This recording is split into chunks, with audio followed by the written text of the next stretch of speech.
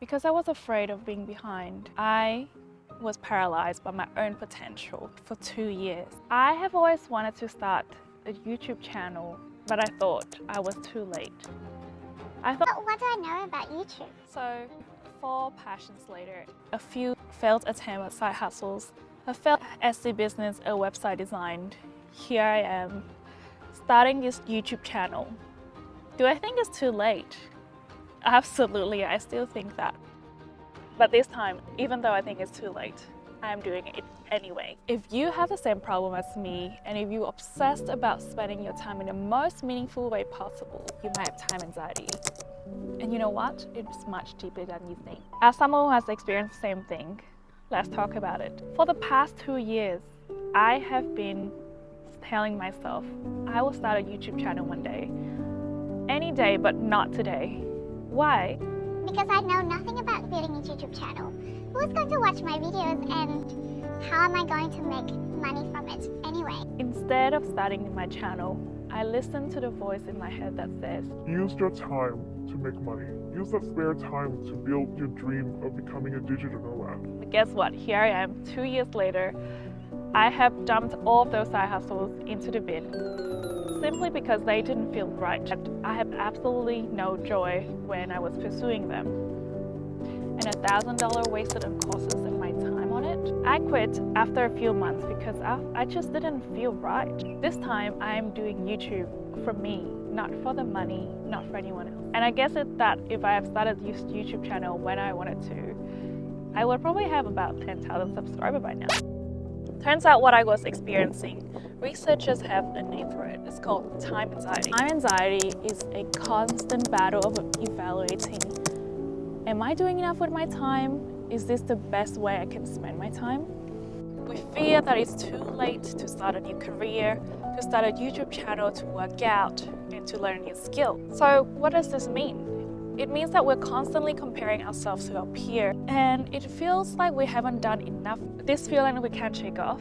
We can't help wondering if we're on the right path, if we are keeping up with everybody, and if we're not doing the most with our time, then we're behind. Even when I was considering changing my career in my early 20s, I already had this constant doubt of whether I am behind for doing that. Is this too late to change career? I cannot tell my friends that I'm making a graduate salary because they are already on their way to becoming managers. And I used to have the best grades in class. So I was so afraid of making the wrong choice that I actually almost turned a new opportunity down. Here's how I dealt with it. So let's go back to the beginning. After a year of quietly dreaming my escape, my boss suddenly announced that he was leaving the country. And suddenly, I cannot fathom the thought of staying in my job any longer. So when that job opportunity came, obviously it felt like a relief for me. That is until I had this conversation with my friend. My friend, after hearing my salary, said, Oh, is that it? That's how much I make when I was a graduate 3 years ago. and those words hit me hard like a wave. And I doubted myself so much. I went home that night researching the internet to see if I could possibly get a better salary for that role. And unfortunately, that was already at the higher bracket and I was in no luck of getting a big pay bump for that. And for days, I was battling the voices in my head. One say that just keep going, cling to this comfort, and don't leave this job because you'll be so behind from your peers. But the other voice is telling me to leave because I'm so unhappy at my job. So why am I staying? And then one day in my journal, I realized that comparison to my peers, that is scarcity mindset talks. And I was listening to an ugly emotion called shame. So what if I had to start over? At least it would be my choice, right? I confessed to my partner about how I felt, how shameful I felt if I take this job. And to my surprise, he fully embraced it. He understood me and listened to me. So I signed the job offer.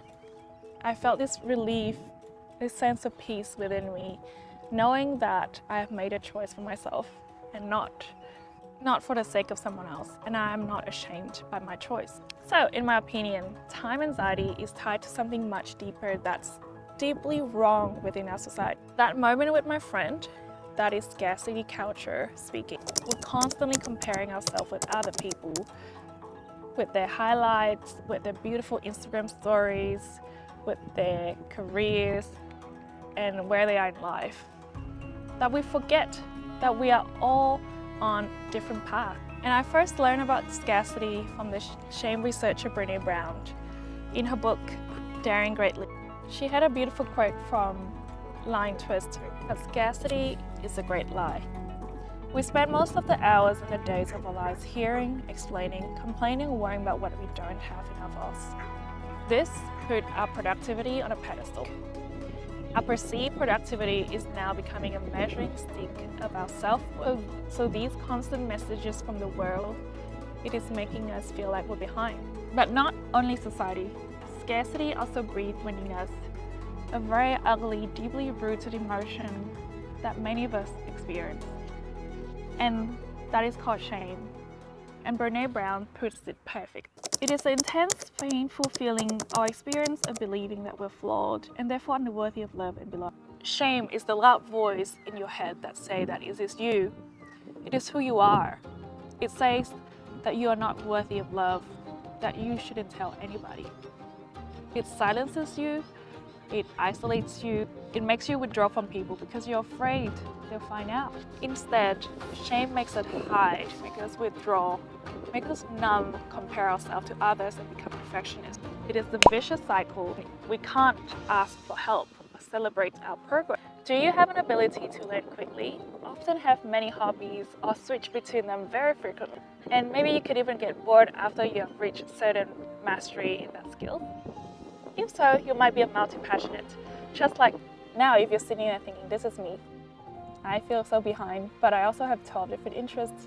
I like all of them and I cannot choose between them. Let me tell you, shaking off the feeling of being behind is extremely difficult for us multi-passionate because our path isn't linear. When other people zig, we zag. Because of your wide interest and curiosity, have you ever been asked, what do you want to do with your life? And you actually are stunned because you have no idea what you want. And you really can't come up with an answers because sometimes you're researching about rockets, at times you're learning about doing makeup and how to create content, but also you really love baking and playing the ukulele. And all of these things seem so seemingly unrelated and you can't pick just one. And I'm here to tell you, you are not alone. And in a society where mastery and expertise is valued, it kind of feels like multi-passionates like us don't have a place to belong.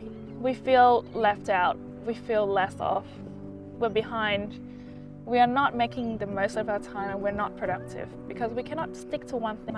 We feel like we're not maximizing our time and we're not doing productive things. But I'm here to tell you, you're not alone. There are so many people like us out there, geniuses who have done so much for the world, like Leonardo da Vinci, Maya Angelou, Mario Folio, just to name a few. So after going through my own journey, I've reflected on and reading about scarcity and shame in research. I have realized a few things. First of all, we need to cut this emotion at its core. The ugly emotion called shame. Shame derives its power from being unspeakable. If we cultivate enough awareness about shame to name it and speak to it, we've essentially cut it off at the knee. And in my story, this is what I've done to cut shame out. Though at the time, I wasn't really aware of Brené Brown's 4-part resilience model, what I did to overcome that kind of resemble it. The first step was to recognize shame and its trigger. And for me, there was my friend's comment about my salary that triggered the shame deep within me that caused me so much doubt. The second step was to practice critical awareness. I realized that I was comparing my expectations to my friends. Although it wasn't really the salary that I hoped for, my value was to have a job that I enjoy and not for the money. So my friend comment, even though it was the slightest, perhaps a passing comment, it cut me so deep. And it was funny because it wasn't actually even aligned to my values. Step 3 is reach out. I spoke to my fiance about this, and that's how I came to the conclusion that I would want to sign this. Step 4 is to speak shame. I identified the emotion that it was shame, And I said that it's my choice. And now I'm sharing this with you guys, and it's another way for me of overcoming this story again, this narrative that I'm ashamed of my low self. And instead of numbing or self-blame, remember to say, this is shame. It is painful, but it doesn't define us. Look, recognizing shame and these patterns would magically fix everything. And I found myself from time to time still catching myself thinking that I'm behind in life compared to my peers. But I think it's a great start that instead of listening to the voice in my head that says, you're behind, now I can call it what it is shame. That the shame that's keeping me small. And I'm telling you what someone had told me years ago. You're not broken for having multiple interests. You're not lazy because you're being paralyzed by your own potential. And you're definitely not too late. But here's the thing, even after understanding this, I still feel like I don't know what I'm supposed to do with my life. And that's what I will cover in my next video.